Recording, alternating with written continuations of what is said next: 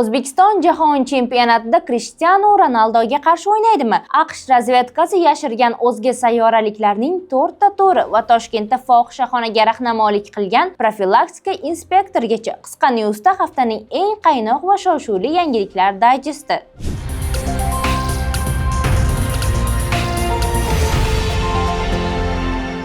Xarid cheklari orqali avtomobil yutib olishni xohlaysizmi? 2026-yil 1-iyuldan boshlab Qoraqalpog'iston Respublikasi va Xorazm viloyatida xarid cheklari asosida yutuqli o'yinlar boshlanadi. Tizim juda ham oddiy bo'lib, do'kon yoki xizmat ko'rsatish joylaridan olgan chekingizni soliq mobil ilovasida ro'yxatdan o'tkazasiz va avtomatik ravishda ishtirokchiga aylanasiz. Eng muhimi, g'oliblar hech qanday inson omilsiz kompyuterda tasodifiy tanlash usuli bilan aniqlanadi. Har oy bosh sovrin sifatida avtomobil qo'yilishi rejalashtirilgan. Shunday ekan, cheklarni tashlab yuborishga shoshilmang.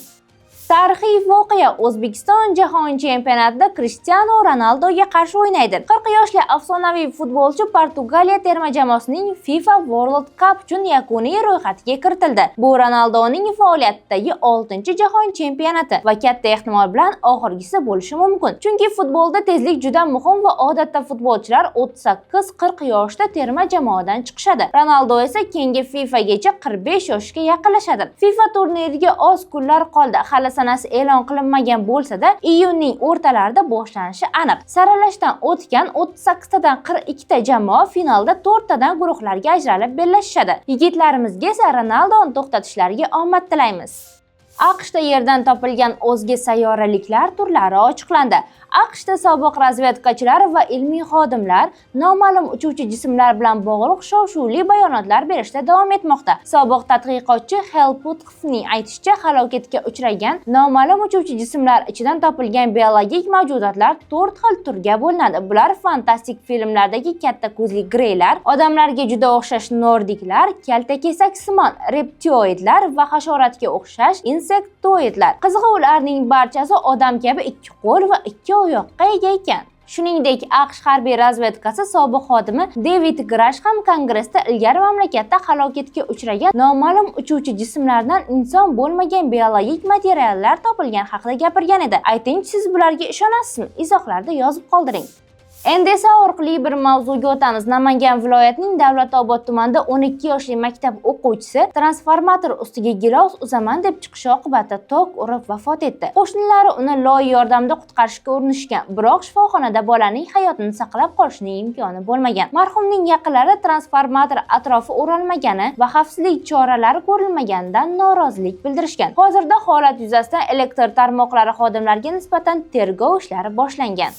Endi esa Yakkasaroydagi 25-soatdan gapiramiz. Toshkentning Yakkasaroy tumanida haqiqiy sharmandalik fosh bo'ldi. Mahalladagi xavfsizlikka javobgar bo'lgan 33 yoshli profilaktika inspektori fohishabozlik bilan shug'ullanuvchi ijarachi ayolga rahnamolik qilib kelgan. U har oy qachon reyd yoki tekshiruv bo'lishini ayolga oldindan aytib turgan va buning evaziga oyiga $400 pul hamda tekin xizmatlardan foydalangan. Pullari tugab qolganda esa ayoldan yana qo'shimcha pul so'rab turgan. 33 yoshli militsiya inspektor ustidan Ichki ishlar boshqarmasiga qo'shmachi ayolning o'zi ariza bergan. Sudda inspektor tovlamachilik qilmaganini, ayolning o'zi undan sharoit qilib berish so'raganini aytgan. $400 ni esa bir marta adashib olganini ta'kidlagan. Sud inspektorga 4 yillik qamoq va 2 yillik Ichki ishlar vazirligidan chetlatish jazosini belgiladi.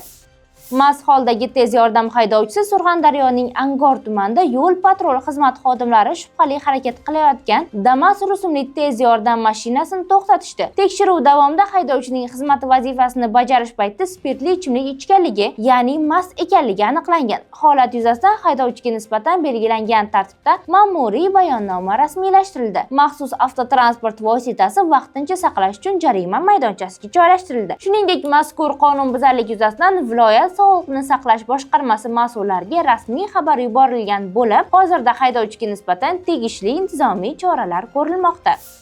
Amerikalik ota metroda eskalatorga tiqilib o'ldi. Amerikada 2 farzandli ota yo'lovchi zina eskalatorda tasodifan yiqilish ortidan halok bo'ldi. Kundalik safar uchun metroga tushayotgan erkak yiqilgach, futbolkasi zinaning ichki qismiga tortila boshlagan. Arzimagan qoqilish ortidan tragediyaga aylangan bu voqeada ko'pchilik militsiya va yo'lovchilarni ayblayapti. Chunki erkak o'lim holatiga kelish uchun 20 daqiqadan ortiq vaqt ketgan. Shu payt ichida nega hech qaysi yo'lovchi unga yordam bermagan, deydi uning oilasi. Metro politsiyasi ham fuqaro tomog'idan bo'g'ilib, nafas yetmay qolgunicha oldiga kelmagan. Keyin chaqirilgan tez yordam va 10 kunlik komadagi muolajalar esa jabrlanuvchiga yordam bermadi. Stevenning 2 egizak o'g'ilchalari bo'lgan, o'zi esa 40 yoshda bo'lsa ham aftidan bolalari hali juda kichik edi. Oilasi erkakning juda mehribon ota bo'lganini aytishmoqda. Video tasvirlar ko'rsatishicha, halokat vaqtida xodim favqulodda stop tugmasini kech bosgan. Xodim o'sha paytda bekatni bo'shatish bilan band bo'lib qolgani aytilmoqda.